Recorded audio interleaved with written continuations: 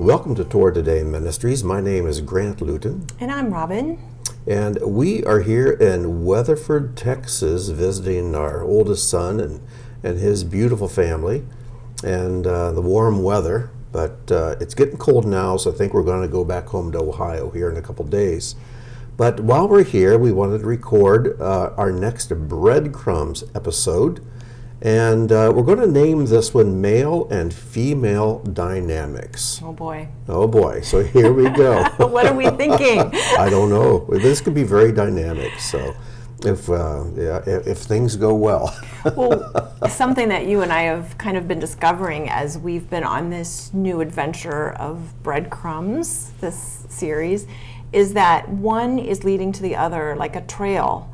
And so what we want to do is tie what we're going to talk about today with what we talked about last time, Grant. Right. And the theme that surfaced the last episode was the idea of a boat and how the boat represents our life. Right. So how is the boat leading us into this conversation about men and women, pray tell? Well, I just happened to stumble across this quote that I had written down years ago by Rabbi Akiva Tatz.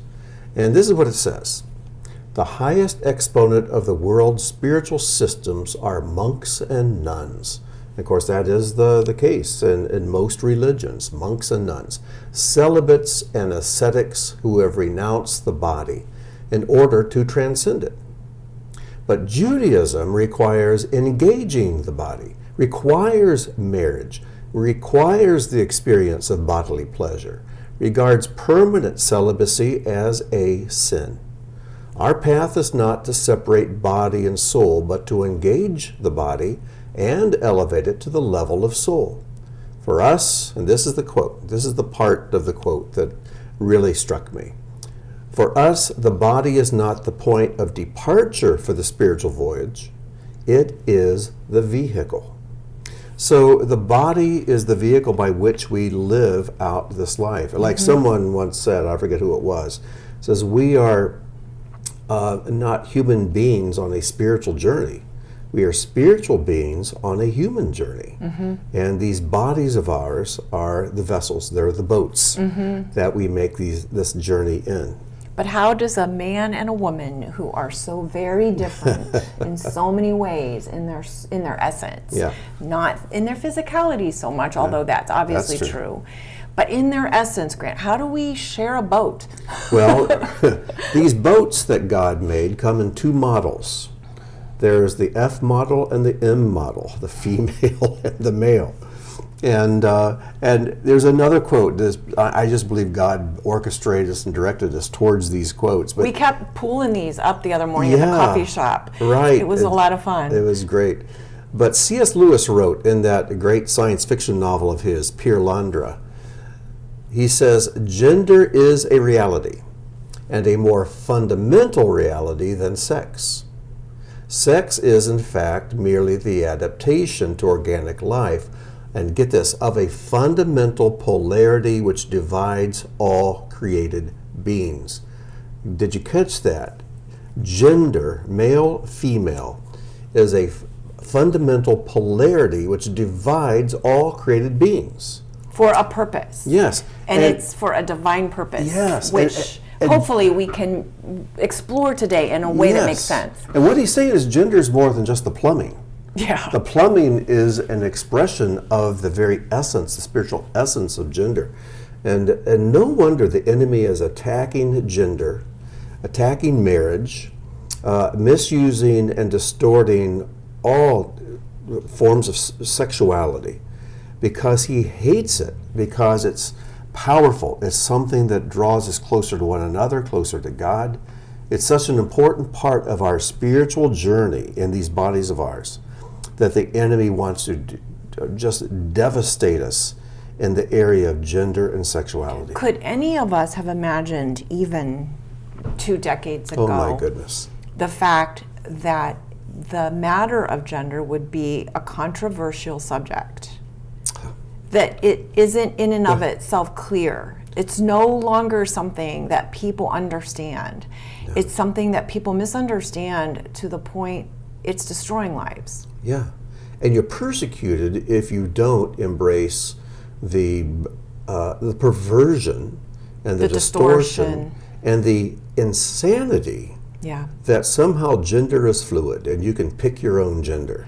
What nonsense. I think one of the problems that arises is there's this ridiculous competition and assumption that each has to prove himself or herself equal or even superior to the other.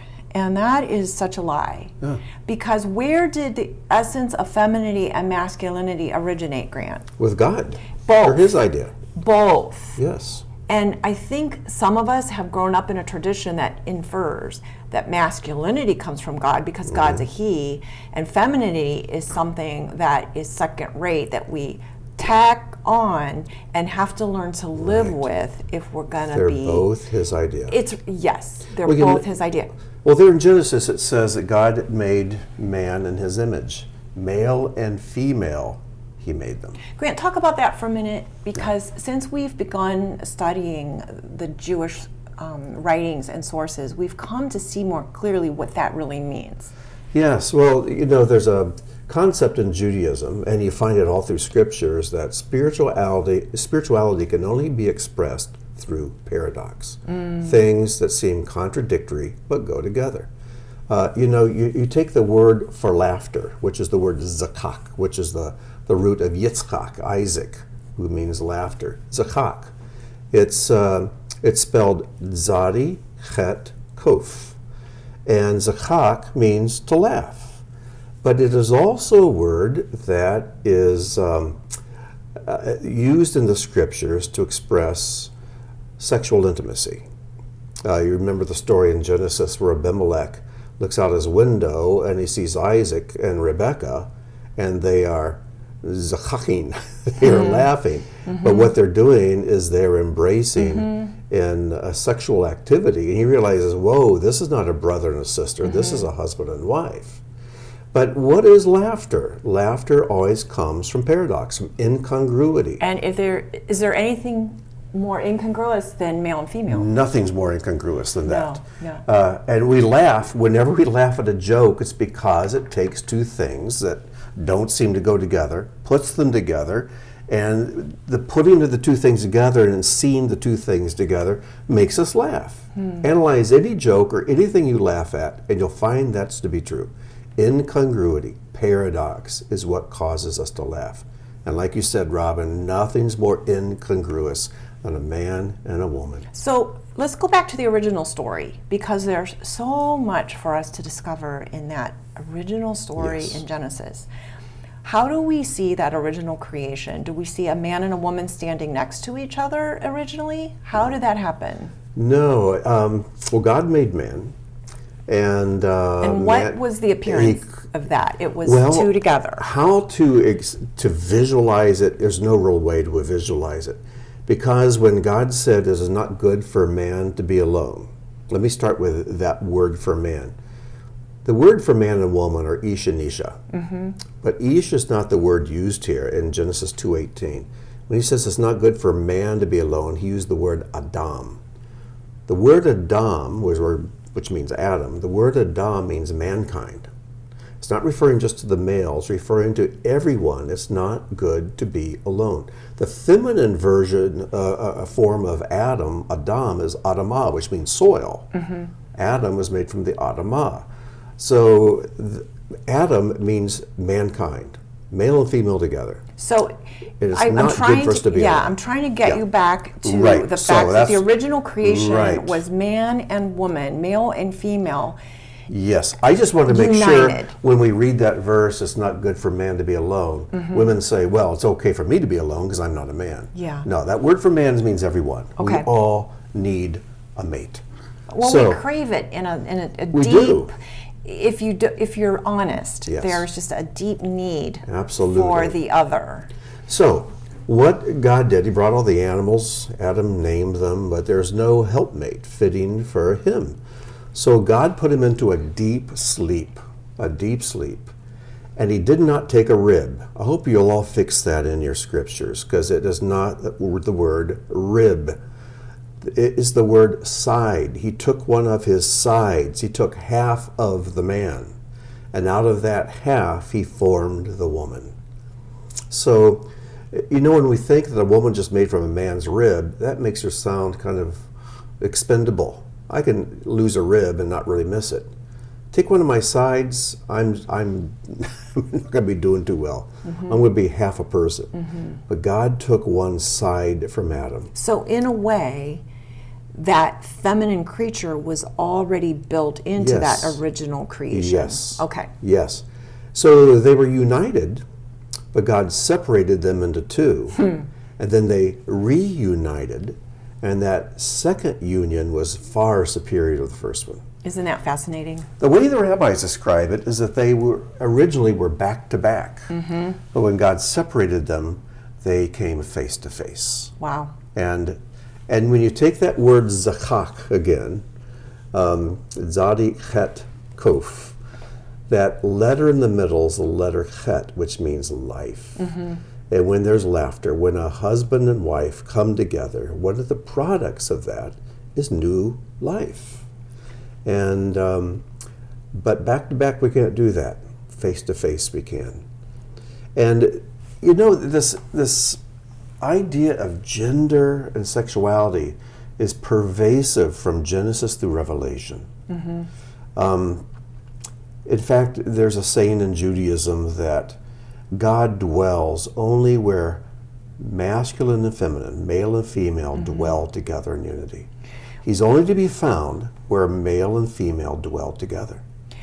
There is another verse that surfaced in our conversation the other day, and it gives this conversation gives a whole new dimension to this idea in Psalm 62:11. Yes, one of my favorite verses. Where the word tells us that one thing have I spoken, but two things have I heard. Well, I think there's a little correction. One thing God has spoken. Of course. Two things have I heard. Yes. And our translations always try to render that in some way that's more, tangible. But that is exactly what it says in the Hebrew. One thing God has spoken. Of course, yes. Two things have I heard. So the one thing that emanates from Him, sometimes we experience in multiples. Why? Becomes two. Why? Because somehow taking something, put it into two, then put the two back together, is just how God works. Well, don't you think that because of God's heart to invite us into co-creating with Him and to bless us with the opportunity of experiencing, making something new and bringing life into the world, He says, now together, I'm going to let you overcome yourself and become one again, and you get to create new life. And there's laughter. And there's laughter as a result of that. Think about it. The whole thing just seems so paradoxical, but that's how you know it's God. That paradox is God's fingerprint. He requires and desires our surrendering cooperation with Him, and that is what gives life so much meaning. That's what the commandments are about. Yeah. Well, you take the very first letter of the Bible, Genesis 1:1. First word is Bereshit, in the beginning. The first letter is the letter Bet, which is the second letter of the Hebrew alphabet. It's a letter that has a numerical value of 2. In fact, the letter Bet looks like the numeral 2. And so God starts the Bible with a 2. And everything about Scripture is about the spiritual and the physical. And it talks about sin coming to the world, which divided, but then through Messiah, everything's put back together again, and there's laughter. The terminology that I like to use in my own heart is that word disconnect. Ever since Eden, in the garden, when things went south, or east, I should say. They all went east. Went east. There's been a deep disconnect, not only between each of our own souls and the source of our soul, God, but with one another. And nowhere is that experienced more than between men and women. Absolutely. And then He says, all right, now it's time to reconnect and allow me to bring healing there. Right. And create something that is going to write my name for the world to see. Yeah. Because when man and woman come together in harmony, the ancient sages say, the name of God is written in a new way for the world to see. That's right. And that is even borne out in the Hebrew words for man and woman. I Ish love this. and Isha. Let's talk about that for a minute. Well, Ish and Isha both share the letters Aleph and Shin. But Ish has the additional letter Yud. Right. And Isha has the additional letter Hey. Well, Yud and Hey together are the first two letters of God's name. Yud, Hey, Vav, Hey. And so it's when man and woman come together, God's name is formed, and God comes to dwell there. God dwells only, as the sages say, where feminine and masculine dwell together. Where female and male dwell together. His name is reformed. No wonder Satan hates unity in marriage the way he does. Or even the concept of there being a distinction. Yeah. Right. Well, that little letter Yud is just the tiniest. Yeah, it's the smallest of the letters. It's a dot. It's the iota. It's in the Greek. It's iota. When Yeshua said not one jot or tittle, the jot is the letter Yud. That's we talk about the smallest letter. It looks like a little apostrophe. And it represents everything being there, but it's in its potential form. Yes, like a seed. And then when that seed, or let's just say sperm, is received by the feminine, or that letter Hey, it's given dimension, right? It is. Because Hey is a large letter. And it kind of represents the way that potential is expressed in this physical world. That's right. And that's the beauty of understanding male and female coming together when a man and a woman can appreciate the differences. Right. And then come together and bring out the best in each other. What happens is the male brings those seeds of potential into a relationship, and then the woman says, I've got this. And she takes those seeds of potential and she makes something amazing.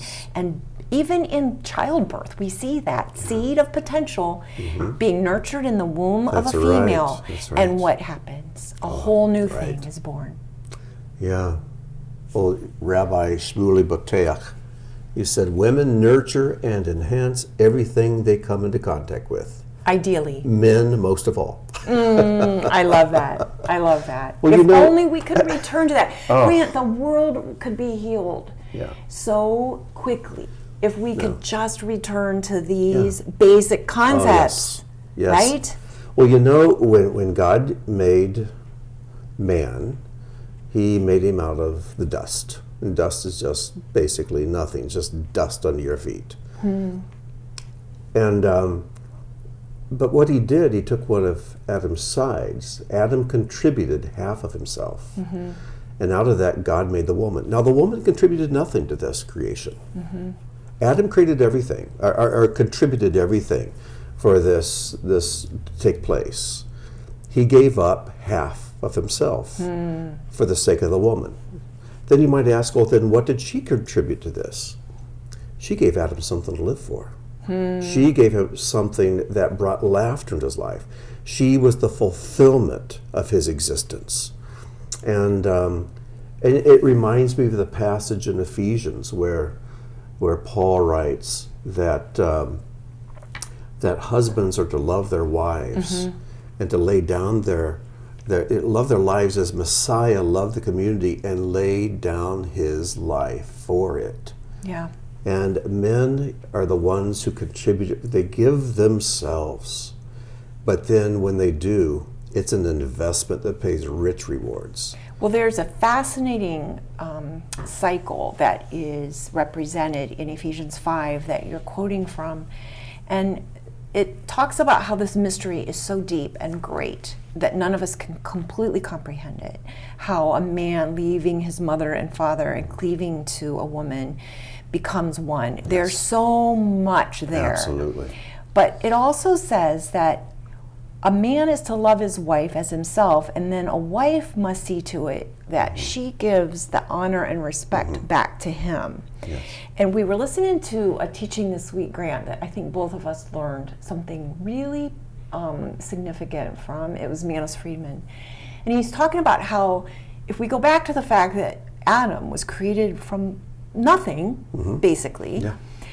and that woman, then, as you've been discussing here today, was created from a man, what that kind of tells us is that woman, from the very beginning, has an essence that is relational. She came from something, from someone. And it's people, it's relation, it's reconnection, that's what drives her. Yes. That's her significance. And a man, he has this way of envisioning something new to go and to conquer. But a man's deepest fear, according to Rabbi Friedman and I tend to agree. I as a card-carrying man, I kept he's looking at absolutely you right saying, on. is this really true? And It you kept is. saying it really is. A man's deepest fear is to be considered or treated as if he's nothing. Yeah. To be considered as nothing. Because he has worked to Yes. be something out of nothing. Yeah. And so when a woman says or does something, and it doesn't take much for a man to hear a deep criticism that you are nothing, Yes. and you have nothing I need. And I think, That's unfortunately, so destructive. it's been destructive to Yeah. each individual relationship, and it's been destructive Yes. to masculinity and femininity as a Absolutely. whole. But then the woman, her deep fear is to be unseen and just kind of considered unappreciated, because her essence requires that she is Yeah. bringing relationship. Yeah. Well, a man, his fear of being nothing can cause him to treat the woman as if I can become something without you. He's so afraid of being nothing. He's afraid to depend on someone else to help him become something. Which is so interesting to me when Ephesians 5:33 says, okay, men, so this is your job. Cherish your wife Yeah. so that she As- knows yeah, that as she's Messiah, appreciated. Love the community. Right. And women, here's your assignment if you want a successful relationship and a marriage. Make sure that your husband knows he's not only not a nothing, but he's your most important something. Yes. Yeah. It's so true. I jotted something down in my notes that I believe is true. I just came up with this. Women give men a reason to be men. And I remember as a young person in my teens, and then as I started college, the feminist movement really got into full swing. And one of the things that struck me even then is how very unfeminine the feminists were. They became very masculine. Well, they're essentially saying we don't need men. And what happened is that the more masculine they became, the more feminine men became. They ceased being men because they were not inspired to be men. I tell women this, and they look at me stunned and confused, and I tell them that they've got all the power in a marriage. The power is theirs, but they don't know how to tap into the power God's given them. They think they have to compete with the man to get power in the workplace and get the promotions and the income and everything else, and that's how they get power. And these women are miserable. They already have power if they only knew how to use it. And that is, they have the power to inspire a man to become a man. It's like that old Yiddish saying, a woman has the power to turn a schmuck into a king or a king into a schmuck. So Grant, something that comes to my mind is we have friends who are listening and they may or may not be in a marriage relationship. Some of them have been, some of them never have been. Some of them yearn for it. Some of them kind of have maybe despised the very idea of it due to some things that they have gone through. How are these principles applicable to those who still are single? Well, I know I've always told single people, be content with being single. I don't say that anymore. I say, be as content as you can be being single. But it's not good to be alone. And you know, in Judaism, it's almost to an extreme. In Judaism, you're not allowed to be single. You have to get married. They start looking for a mate for you, a spouse. When you're in your teens, they start looking, and they're going to arrange a marriage, and you have to get married. And there are a few, the New Testament tells us, that might have a special assignment in this world, calling. but they won't desire it. God will make marriage, up for that in other areas. Right. But I think a lot of people, they strive for singleness. And I say what we should do is strive to be, if you're a woman, strive to become a wife. If you're a man, strive to become a husband. But do it according to God's schedule, His timetable. And if God doesn't provide the right one for you, then okay. Then use those energies and pour them into building His kingdom as He directs you. But some people will look at Yeshua and say, well, Yeshua never got married. Listen, this is something we have to make sure we understand. The Word of God starts with a marriage, Adam and Eve. Yeah. Yeshua comes, He performs His first miracle at a wedding ceremony. And then the Bible in Revelation ends with a huge marriage ceremony, the marriage of the Lamb, the wedding supper. So everything about Scripture is bringing masculine and feminine together, spiritual and physical together, God and His bride together. So Yeshua coming to earth, He was single while He was here, but everything He did while He was here was so that God, through Him, could make a bride. He's the bridegroom. He is the bridegroom. And He's going to come for His bride. He came here to get betrothed, and He did. He is engaged. He's betrothed to those who will live by faith in Him. And He's going to return when it's time, and we'll go to that wedding ceremony. So everything about what Yeshua did was centered around a wedding. So I guess my heart really is tender toward especially the women I know in my life who, for whatever reason, are not in a good marriage right now. And here's the key, I think, Grant, as I see it. The beginning of healing and satisfaction and wholeness for a woman, the single women, is make sure that the idea of marriage is something that you begin to embrace. And cherish the idea. Because it's God's idea. Yes. And you don't have to despise marriage even if you've experienced a painful marriage. Yes. And you don't want to allow yourself to begin to despise men just because you haven't been privileged to encounter the good ones. Yes. I'm thinking of a dear friend of ours. I can think of several, but there's one in particular who's life has been devastated by a husband. And yet, because of her sweet spiritual nature, humility, she still says, I love marriage. I love the idea of marriage. Because I love the way God made good men. Yes, and so she hasn't slammed the door, said, I'll never get married again. No, she knows the idea of marriage is God's idea. And it's a good thing, and she still loves the idea of marriage and would love to be in a good, healthy marriage.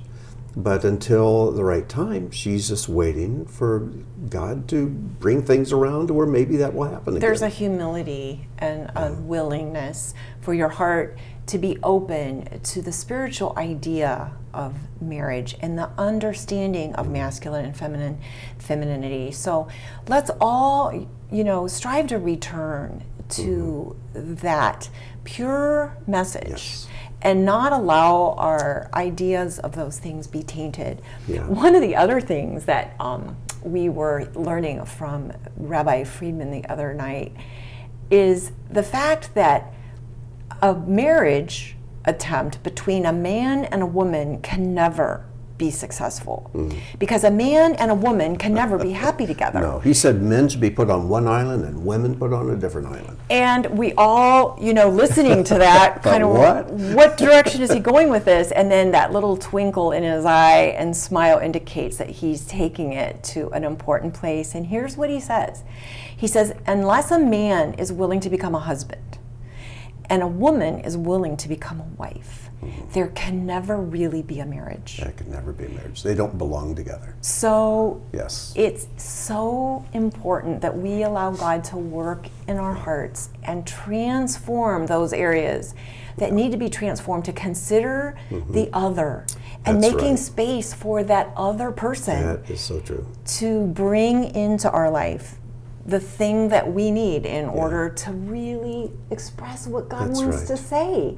I love it to see a marriage where they're each bringing out the potential in the Yes, other, and the together other. they're better than each Oh, of my them could be goodness. alone. That's Oh, the absolutely. most awesome thing ever. I hate to think what I'd be if I wasn't married to you. I've told you that so many times. And but you know, for those who have been burnt by marriage, or fearful of getting married, or may have been hurt by a woman, or ladies have been hurt by a man, just remember this: the enemy of our souls, hates marriage. He hates it. Do not join him in that hatred. And don't join him in fearing marriage. Don't side with him. Don't become Satan's little helper by denigrating the idea of marriage and saying, I'm just going to be single because that's the best thing a person can be. No, it's not good for a person to be alone. If there's an opportunity to get married to a godly woman, a godly man, then don't be fearful. Don't be fearful, and realize that this is God's pattern. And I think people who have experienced a bad marriage, even gotten divorced, somehow they're better off than a person who never got married at all. Ooh. I know. There I'll will be probably a hear lot some of people get who some will emails about that because one. there are things you learn about life that you And can't yourself, learn. yes. Yeah. And so, And on if the you're one single, hand, single, I don't mean to interrupt, but no. at least have good married mentor couples in your life that Yeah. you can just come alongside and be part of their family unit and learn from. Yes, exactly right. So, be cautious, and don't, if a guy asks you out on a first date, don't show up in your wedding dress.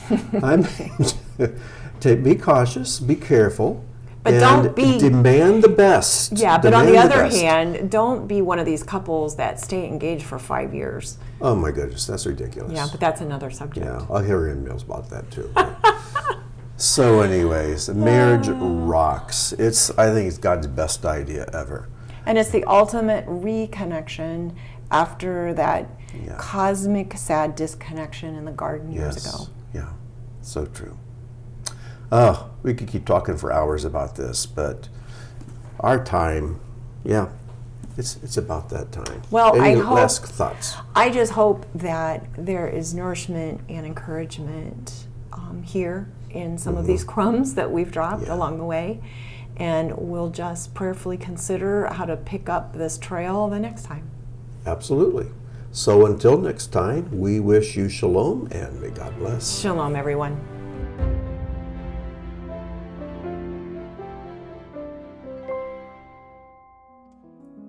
Thank you for joining us for today's teaching. If the work of Torah Today Ministries has touched your life, please consider making a donation or sponsoring an upcoming video. As a video sponsor, you'll have an exclusive opportunity to memorialize a family member, celebrate a special event, or simply support the ongoing creation of similar content. Your tax-deductible contribution helps ensure that our teachings continue to reach all who are longing for truth. Click the link or visit our website to learn more.